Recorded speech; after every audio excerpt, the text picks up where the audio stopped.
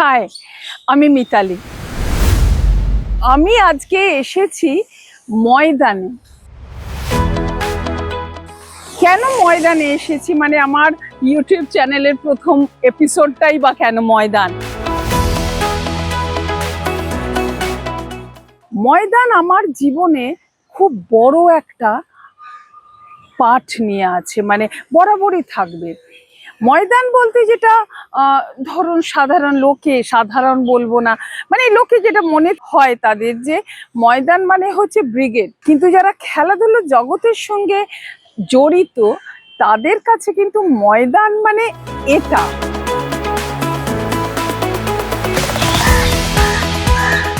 যেখানে বিভিন্ন ক্লাব আছে, ক্রিকেট ফুটবল খেলা হয়। শুধু ক্রিকেট ফুটবল নয়, যে কোনো ধরনের খেলাধুলো সমস্ত কিছু হয়। এবং একটা ক্লাব তো শুধু একটা মাঠের সঙ্গে নয়, একটা মাঠ হয়তো 4টে ক্লাব শেয়ার করে, সেই রকম। তো এই রকম একটা জায়গায় কিন্তু অনেক বড় বড় খেলোয়াড়রা, সে ক্রিকেটার ফুটবলার সবাই বড় হয়েছে, মানে বলা যেতে পারে খেলোয়াড়দের আঁতুর ঘর। কিন্তু সেইখানে মানে শুধু আঁতুর ঘর খেলোয়াড়দের নয়, ক্রীড়া সাংবাদিকরাও কিন্তু এই যে ময়দানটা তাদের কাছে একটা ভীষণ বড় জায়গা। তার কারণ হচ্ছে ময়দানের প্রতিটা মাঠ এবং সেই মাঠের সঙ্গে যুক্ত প্রতিটা লোকেশনকে তারা যদি না চেনে, তারা হয়তো মানে তাদের ক্রীড়া সাংবাদিকতাতে অসুবিধেই হয়। আজকে আমরা যখন এখানে এসেছি সকালে ময়দানে, চারিদিকে বিভিন্ন ম্যাচ হচ্ছে। আজকে আপনারা যে এই রাস্তা ভিজে দেখছেন, এটা কিন্তু বৃষ্টি নয়, তো এটা অ্যাকচুয়ালি সকালে ওই জলের গাড়ি আসে না, যে জল দিয়ে যায় রাস্তায়, তো সকালে রাস্তা পরিষ্কার হয়, তো সেই গাড়ি জলে রাস্তা ভিজে আছে। এখান থেকে না প্রচুর জিনিস শিখেছি, মানে কোনটা কি মাঠ এবং অ্যাকচুয়ালি ক্লাব খেলা কি, সেটা কিন্তু ক্রীড়া সাংবাদিক হিসেবে শিখিনি। সেটা অনেকটাই শিখেছি যখন আমার ছোট ভাই ক্রিকেট খেলতো, তো অ্যাকচুয়ালি তখন সেই টেনশন, সেই পিচ, এগুলো আমি বুঝতে শিখেছি তখন। তারপরে যখন আমি ক্রীড়া সাংবাদিকতায় আসি, আমাকে প্রথম লেখার সুযোগ করে দেয় শরৎ চক্রবর্তী। খেলায় আমি তার হাত ধরেই প্রথম লেখাটা লিখি আর কি, খেলায়। এটা হচ্ছে কাস্টমস মাঠ, মানে শুধু কাস্টমস না, শ্যামবাজারও এবং আরেকটা ক্লাবও বোধহয় শেয়ার করে এই মাঠটা। এই খেলোয়াড়দের ছোট বড় মাঝারি বিভিন্ন খেলোয়াড়দের, তারা একটা সময় হয়তো রঞ্জি খেলে, ইন্ডিয়া খেলে, এখন তো আইপিএলও আছে। ক্যাম্পের পরে ম্যাচ খেলার মানে ময়দানে এটা হচ্ছে আঁতুর ঘর খেলোয়াড়দের। এবং বলা যেতে পারে যে ক্রীড়া সাংবাদিক যারা সত্যি খেলাটা জানতে চায়, শিখতে চায়, যে তারা কি করবে, কেমনভাবে আজকে ম্যাচ রিপোর্ট লিখবে, this is the best example. So আমার মনে হয় যে প্রত্যেক ক্রীড়া সাংবাদিক, ক্রিকেট হোক ফুটবল হোক বা অন্যান্য মাঠ, তাদের যেখানে দাঁড়িয়ে আছি সেটা হচ্ছে বঙ্গবাসী মাঠ। এখানে সেকেন্ড ডিভিশন খেলা হচ্ছে শাহাপুরে। আমরা আগে যেখানে গিয়েছিলাম সেটা হচ্ছিল কাস্টম মাঠ, সেখানে ফার্স্ট ডিভিশনের খেলা হচ্ছিল। তো আপনারা হয়তো আমাকে বলতেই পারেন যে ফার্স্ট ডিভিশন সেকেন্ড ডিভিশন, এই মাঠ ওই মাঠ জেনে আমরা কি করব।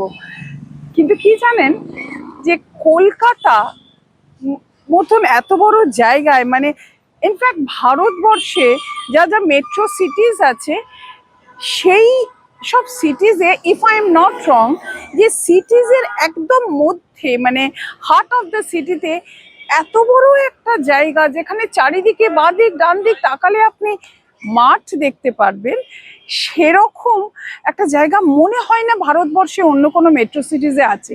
তাই সেই মাঠগুলো ব্যাপারে যদি একটু জানা যায়, একটু সেগুলো ঘোরা যায়, খারাপ কি? আমার মনে হয় ভালোই লাগবে। আমি আজ এখানে দাঁড়িয়ে আছি বঙ্গবাসী মাঠে। একটু আগেই বললাম সেখানে শাহাপুরের খেলা হচ্ছে। তো আমি কোচ ম্যানেজার বিশ্বজিৎ মুখার্জি, তার সঙ্গে একটু কথা বলবো। খুব এই যে সকালবেলা এসে এই একটা টেনশন, একটা কি হবে, তো সেইটা নিয়ে যদি একটু মানে not, I don't want to know the score, I just want to know the feeling. ফিলিংসটা হচ্ছে, এটা হচ্ছে ময়দানের, মানে আমাদের সময় থেকেও যখন আমরা খেলতাম এই টেনশনটা ফিল করতাম। তো এই প্রথম ঘন্টাটা, মানে প্রথম ঘন্টায় একটা যে লাল বলটা নড়ছে, বলটা আটকাচ্ছে, কখনো উইকেটটা একটু ঘাস ভেজা থাকছে, এই স্ট্রাগলিং পিরিয়ডটা তো সব টিমই এটা ফেস করে, মানে basically beginning of the season. তো এই টেনশনটা একটা মানে বিরাট ফ্যাক্টর। তো এখানে যে টিম একটুখানি উইকেট কম ফেলে ব্যাট করতে পারবে, তারা কি হয় দিনের শেষে অনেকটা রান করতে পারে। আমি ছোট্ট করে একটা কথা জিজ্ঞেস করব বিশ্বজিতের কাছে, যাকে আমি বিশু বলে ডাকি অ্যাকচুয়ালি, যে ময়দান এক কথায় বা ছোট্ট করে এক লাইনে যদি তুমি আমাকে বলো, যে ময়দান বলতে প্রথমেই তোমার মাথায় কি আসে? ময়দান মানে আসে একটা, মানে আমার জন্য বিশেষ করে this is like a challenge and love, মানে প্যাশন। মানে আমি নিজে ছোটবেলা থেকে গ্রো হয়েছি এই ময়দান থেকে, মানে এই ময়দানের এই আনন্দ, এই টেনশন নেওয়াটাই মানে একটা জীবনের পার্ট অফ দ্য লাইফ হয়ে গেছে। তো এটা বলতে পারো Maidan is for me is my life.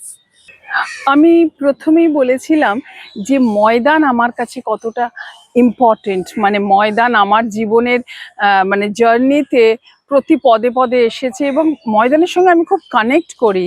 মানে দুঃখ হলেও মাঝে মাঝে চলে আসি ময়দানে, আবার আনন্দ হলেও আসি, রাগ হলে কি করি জানি না, বাট ওই আর কি। কিন্তু শীতের ময়দান এক অদ্ভুত চেহারা। এখানে কিন্তু লোকেরা আসে, মানে এই পার্টিকুলার ময়দানের জায়গাটায় কিন্তু লোকেরা পিকনিক করতে আসে না। এটা কিন্তু সিরিয়াস ক্রিকেটার, ফুটবলার, মানে সিরিয়াস খেলোয়াড়দের জায়গা।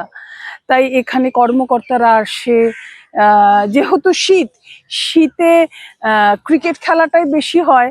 তো চারিদিকে আপনারা দেখতে পারবেন, একটু আগে আমি দেখিয়েছি কাস্টমস মাঠে খেলা হচ্ছে, তালতলা মাঠে এখানেও একটা ম্যাচ হচ্ছে, আমরা দেখাবো। আমার মনে হয় বোধহয় এখন ড্রিঙ্কস কিংবা লাঞ্চ হয়েছে।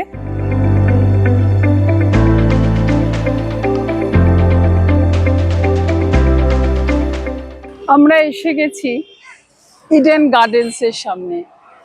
ইডেন গার্ডেন্স সারা পৃথিবীর খুবই খুবই পরিচিত এক স্টেডিয়াম, আমাদের কলকাতার বুকের ওপর, খুব ঐতিহাসিক। এখানে অনেক অনেক হিস্ট্রি আছে, কিন্তু যেটা সম্পর্কে আমরা বেশিরভাগ লোকই জানি, কিন্তু তার ঠিক উল্টো দিকে বিভিন্ন মাঠ আছে, যেটা নিয়ে আমি এতক্ষণ কথা বললাম, আপনাদের অনেক ছবি দেখালাম।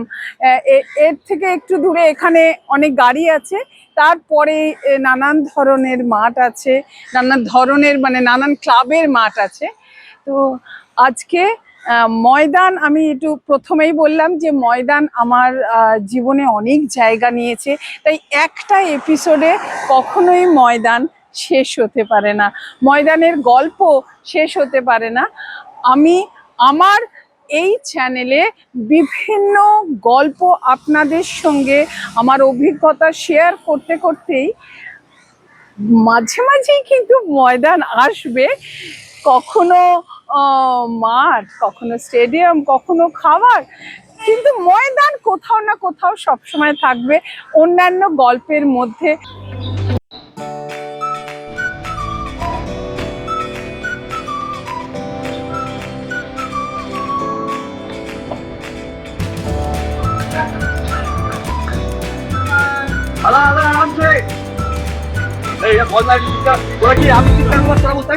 আমি এখানে শেষ করার আগে আমি বলবো যে আমি যেরকম আমার বিভিন্ন এক্সপিরিয়েন্সেস আপনাদের সঙ্গে শেয়ার করার ইচ্ছে প্রকাশ করেছি, এবং আজকে তাই আপনাদেরকে বিভিন্ন মাঠে আমি নিয়ে গেছি, বিভিন্ন ক্লাবের যেই সব মাঠ ক্রিকেট খেলা হচ্ছে। যদি কেউ আপনারা মনে করেন যে আপনাদের কোনো গল্প আছে এই ময়দানের সঙ্গে, তাহলে অতি অবশ্যই আমার কমেন্টে, এই ভিডিওর কমেন্টে জানান, বা আমার ইনস্টাগ্রামে আমাকে ডিএম করুন।